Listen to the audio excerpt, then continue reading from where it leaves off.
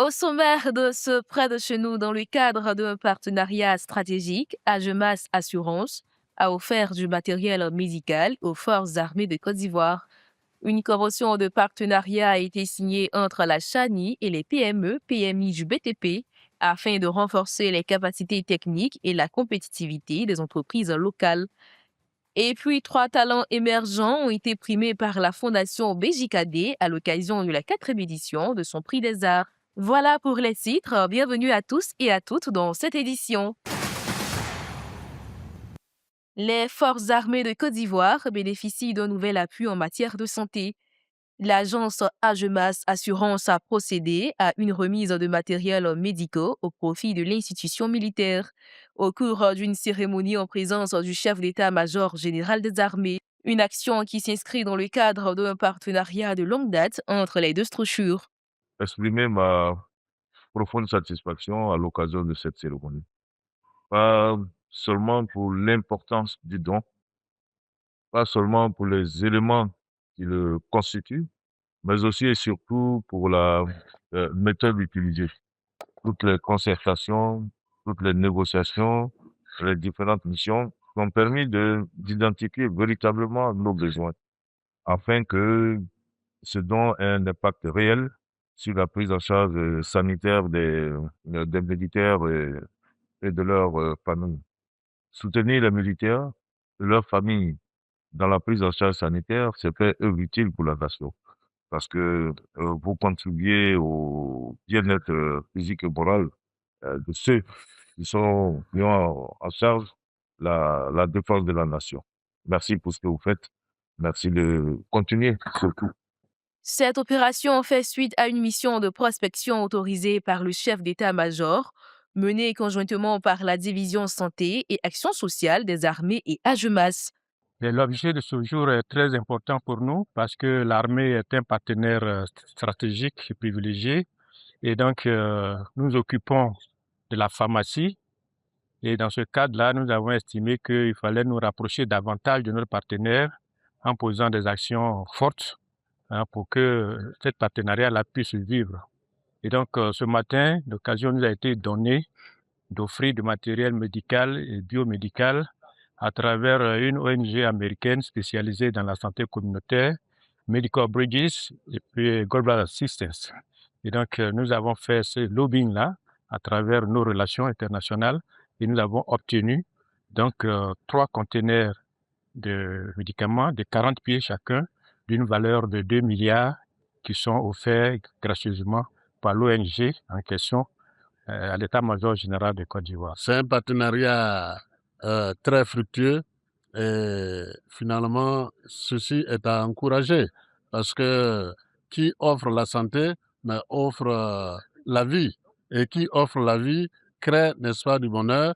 Et donc, c'est apporter sa pied à l'éducation de notre pays qu'Agemas a posé cet acte vraiment de valeur incommensurable. Cet appui vient ici renforcer les capacités sanitaires des forces armées de Côte d'Ivoire et consolider un partenariat jugé stratégique pour le bien-être des militaires. La Confédération des PME, PMI du BTP et la Chambre nationale des ingénieurs, conseils et experts de Côte d'Ivoire ont signé le 9 avril 2026 une convention de partenariat.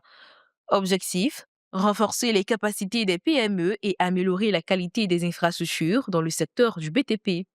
Oui, cette signature est importante parce que je dirais, dans ce que nous faisons d'habitude, nous contrôlons les entreprises. Souvent, pas souvent, nous sommes très exigeants pour que les choses se passent dans les normes. Et nous pensons que en signant cette convention, le fait d'être ensemble, ça va permettre que les entreprises aussi que nous contrôlons puissent nous comprendre dans notre démarche. Et nous aussi, on comprendra leurs problèmes et essayer de les aider à s'améliorer. Nous pensons qu'en signant ces accords, l'État nous prendra au sérieux, il va nous comprendre et sera désormais pour tous travaux neufs sur toute l'étendue du territoire. Si c'est un appel d'offres, ça voudra dire qu'il y a du sérieux dedans.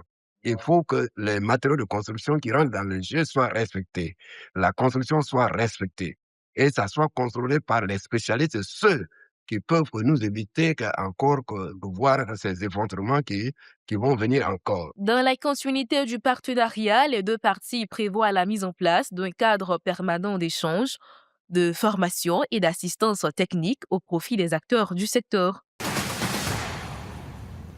Donner plus de place aux femmes dans les secteurs du transport et de la logistique, c'est l'ambition du projet Women in Job, officiellement lancé le vendredi 10 avril 2026 à Cocody.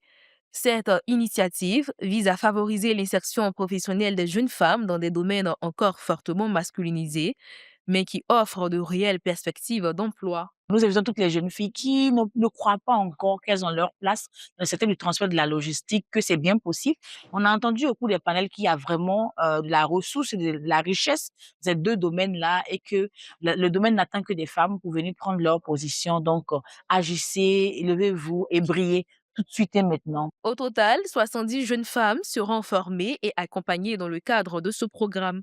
Donc, en Côte d'Ivoire, les secteurs de la logistique et du transport sont peu représentés en genre féminin, tel que aujourd'hui moins de 5% concernant le transport et moins de 15% pour la logistique.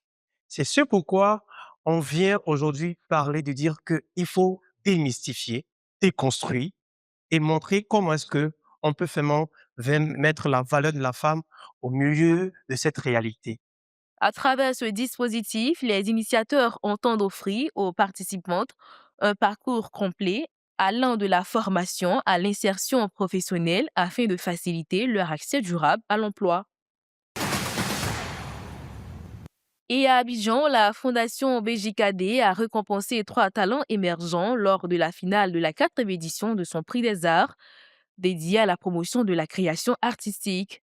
Dans une ambiance à la fois solennelle et conviviale, artistes, partenaires et invités ont assisté à une cérémonie qui met en lumière la richesse de la scène artistique locale. C'est la 4e édition du prix BJAT. C'est le prix des arts qu'organise la Fondation et qui a sa 4e édition. C'est pour révéler de jeunes talents, les encourager, les mettre en lumière et leur permettre d'avoir un soutien pour continuer à créer, à nous faire rêver. Et c'est ce concours-là que la Fondation organise pour les jeunes artistes. Et nous avons 4 domaines dans lesquels ces jeunes postulent: la peinture, le design, la sculpture et la photographie. 2 finalistes étaient en compétition, mais seuls 3 ont été distingués au terme des délibérations du jury. Grande émotion pour la lauréate du premier prix qui repart avec une récompense de 3 millions de francs CFA. Ça n'a pas été vraiment facile et en tant qu'une femme, c'était un pas de géant pour moi, au fait. Parce qu'au milieu des hommes, une femme qui se démarque, c'est vraiment extraordinaire, au fait.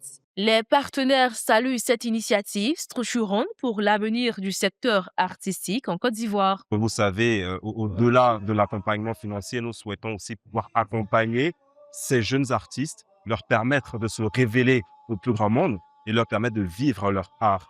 Et les œuvres que nous avons pu observer aujourd'hui témoignent de ce professionnalisme, de cette ambition-là qu'ont nos jeunes aujourd'hui vis-à-vis de l'art et de la culture. Donc, il nous a semblé tout à fait opportun d'accompagner une fois de plus la Fondation BJKD dans cette initiative.